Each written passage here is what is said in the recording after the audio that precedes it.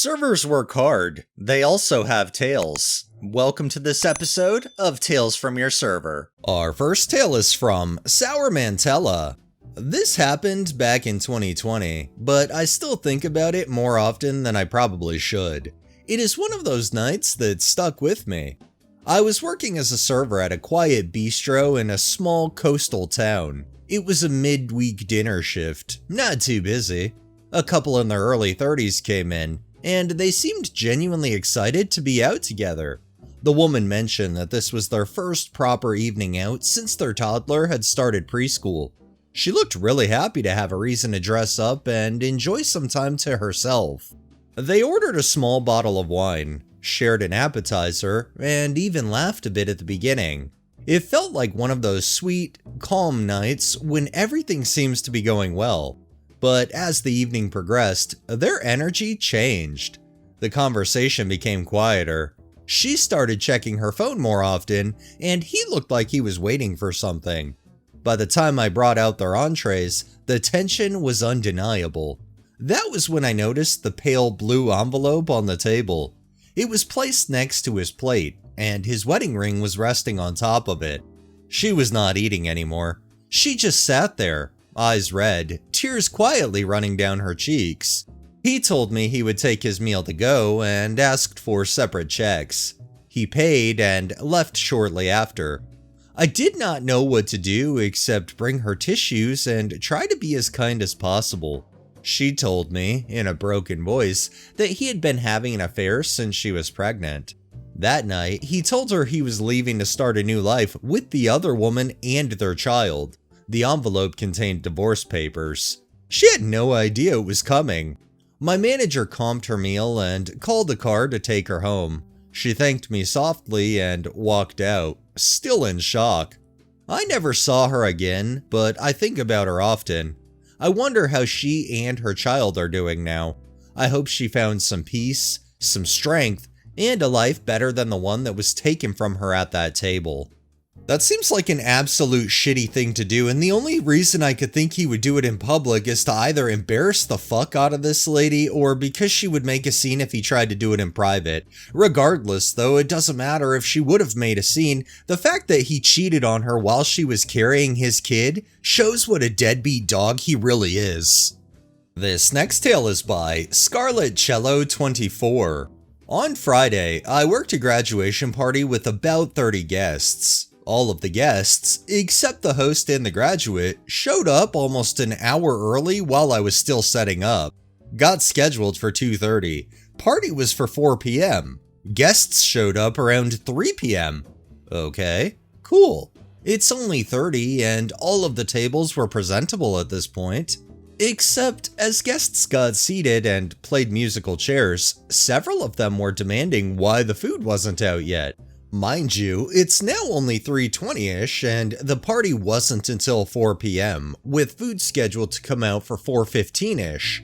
My restaurant does buffet packages for private parties. This one had 4 chafers worth of food planned.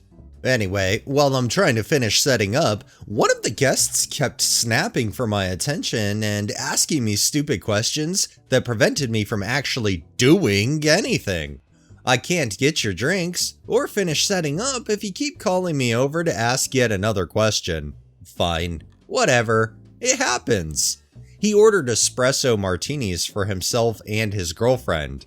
I verify if they want Baileys or no Baileys. He told me not to put the Baileys in because it makes the martini gross. Girlfriend comes back from the bathroom. I'm trying to get the chafers lit so I can get all the food out before a riot ensues. Host and graduate still not arrived.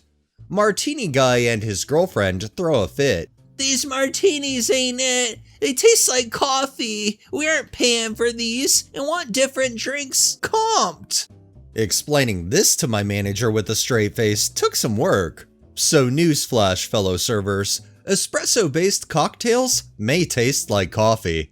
Like, I'll be straight up, I'm really not a coffee person. I tried it a couple times and just never really liked it. But even I know that if you order an espresso martini, it's probably gonna taste something like coffee. And our final tale is from Friend of Weasels. I used to work at a small, family-run hibachi-style restaurant with 4 hibachi tables that sat 8 each, and a sushi bar, and a regular side table that maybe held another 20 to 30 people. It was often just me working takeout, hostess, bussing, appetizers, on top of being the one waitress, along with 2 to 3 cooks. Some days we had the family matriarch, the patriarch was my boss, and daughter helping. A lot of crazy stuff happened there, like having to cover for their daughter while she had a secret abortion, and a woman who began ranting and screaming about the devil and begging Jesus to save her when the little black line wasn't removed from one of her shrimps. On the day of the weird incident, we had the matriarch helping along with her daughter, so 6 of us total. A group of half a dozen kids come in, aged 6 to 13, all laughing and smirking and giggling, no adults in sight.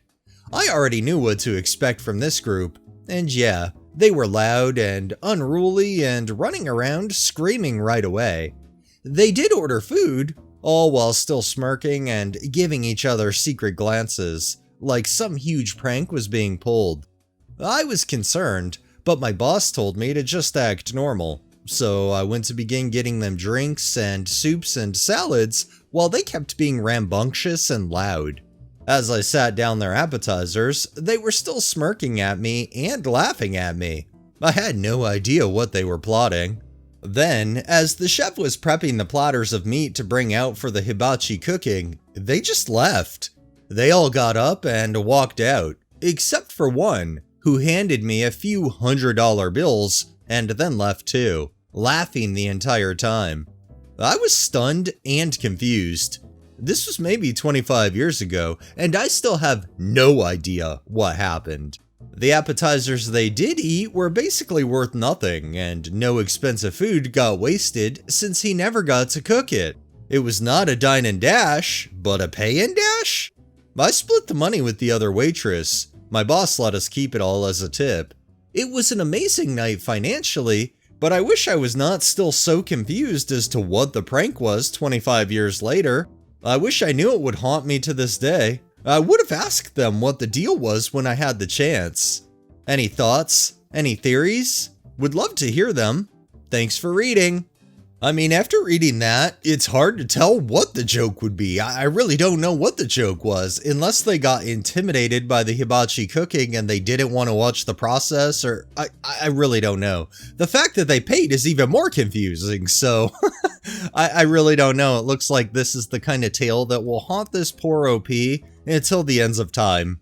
Alright, that's enough tales for the day. Well, that wraps up this episode of Tales from Your Server. If you liked the video, please drop a like, share my content on all of your social media, subscribe if you haven't already, and make sure to hit that bell so you're notified every time I upload, and drop a comment down below.